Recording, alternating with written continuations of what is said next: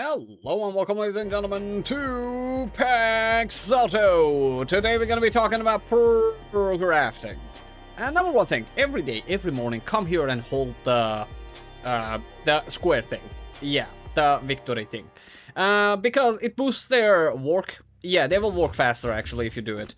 And then, we're gonna come to crafting. Crafting, I will actually include the mining and other reproduction and so on in this as well.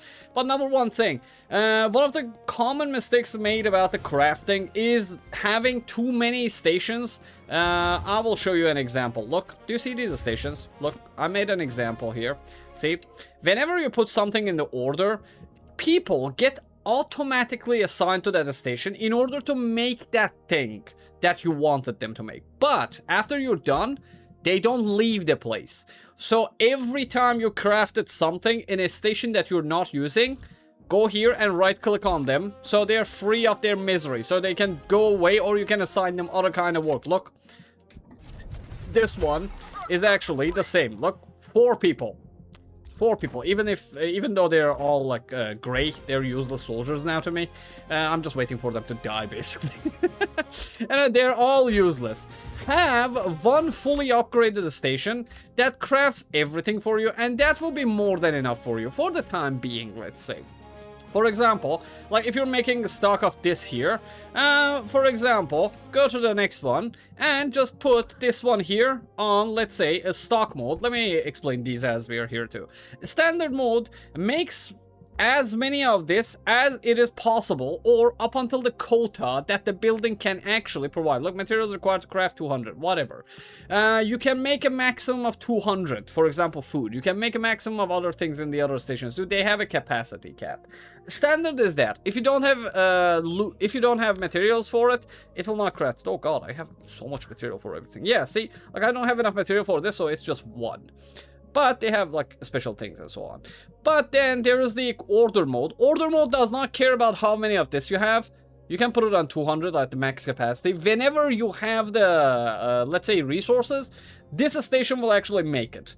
That is order mode. It is not good at all unless you're making capture rounds. Yeah, capture rounds it is. Then there's the stock mode. The stock mode has a limit, like the other ones. It's based on the cap of the, let's say, the crafting station. Stock mode does not care about your resources as well. It will make sure that inside your warehouse, which is the place that all of your stuff are going to, in your warehouse, if there's 200 of this place will not make this food. But if there is less than 200 of it, this station will make the food, the couriers will come and get it and take it there. Yeah, make 2 kind of these foods too. That decreases morale, this increases morale. But look, I have another one there. So you don't have to do this. See, I assigned it, they will come there, but because it's on 200, they will not work. So they are idle. So do not make that mistake. Remove him. And also do not forget to press V to cancel it, because they will get reassigned here. Yes. So do not forget. First, remove the order. Then, let's say, unassign the soldiers out of the crafting station. Whenever you're crafting armor or weapon, you have to pay attention the most. Why?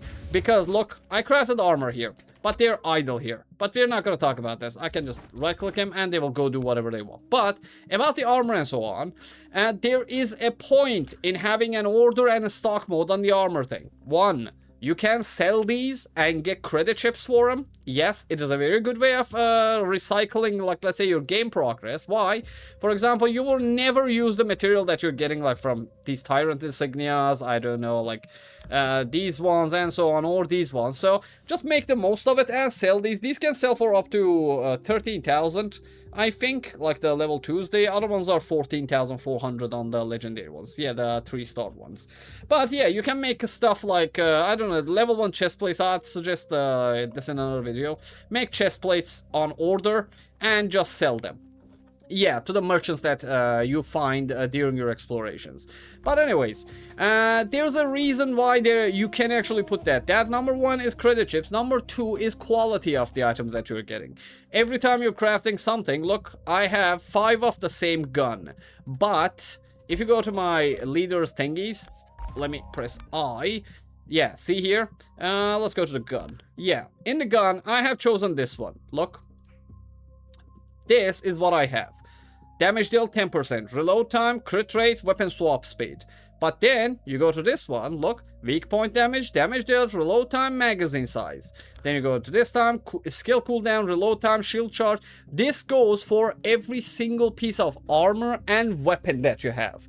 So when you get a legendary, it doesn't mean that it is the best legendary that you got. It is your current only legendary. You have to create multiple of the same weapon in order to get the best, let's say, stats that you can get on it. This is not the best one, by the way. I do not like weapon swap speed. This is a waste of, let's say, slot here. Reload time is fantastic, but not this one. Yeah, I would have had like crit damage. Like the best thing I can, for example, find for this weapon is damage there, reload time, crit rate, and crit damage on it, preferably. But I did not get it, I just left it because I don't think I'm going to use that weapon that much anymore. I will use it, but we will talk about that in the combat thing. That's about the weapons. The armor actually have the same thing. But one thing. At the start of the game, these things are actually like let's say the refineries for said, or per said, are useless to you at the start of the game. But later, because you're gonna make a lot of things that need lumite, and a lot of things that need the runite thing for capture rounds specifically, you will need to have these stations, okay?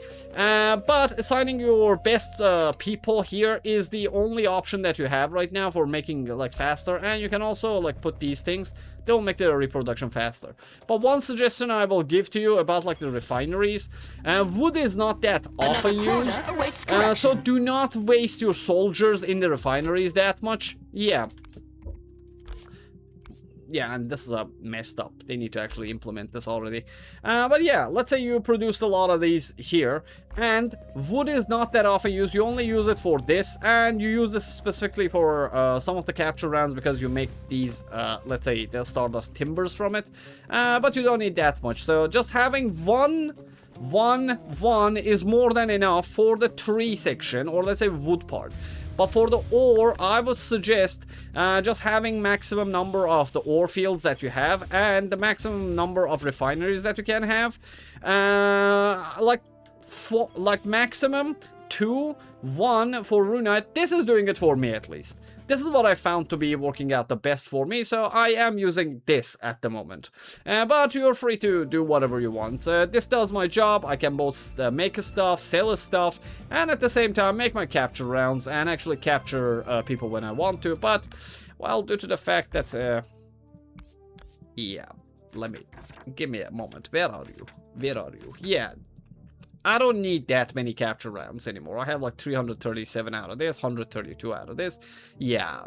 The only thing I'm making right now is the most epic one.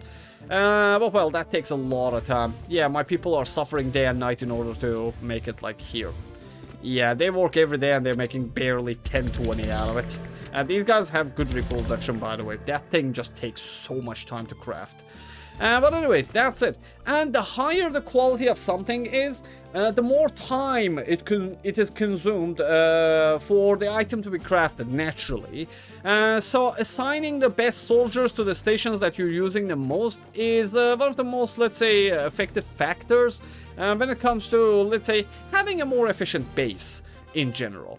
But aside from that, if you have a let's say specific soldier that you like the stats of, do not try to make or capture others that are like it. Just upgrade him.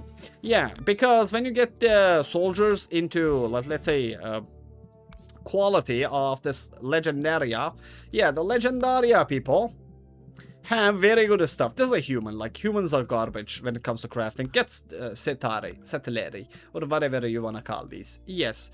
Just these guys, because the ranged mob on these people, I suggested this in another video as well. I'm suggesting it again. These mobs are the best for as workers in the base, because number one, you can actually differentiate them based on how they look, and you can capture them based on what they do.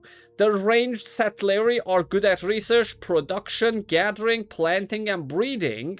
And melee ones, or any type of melee, like this Goliath. Look, Goliath is another melee character, look. It is fantastic at mining speed, lodging speed, and carry.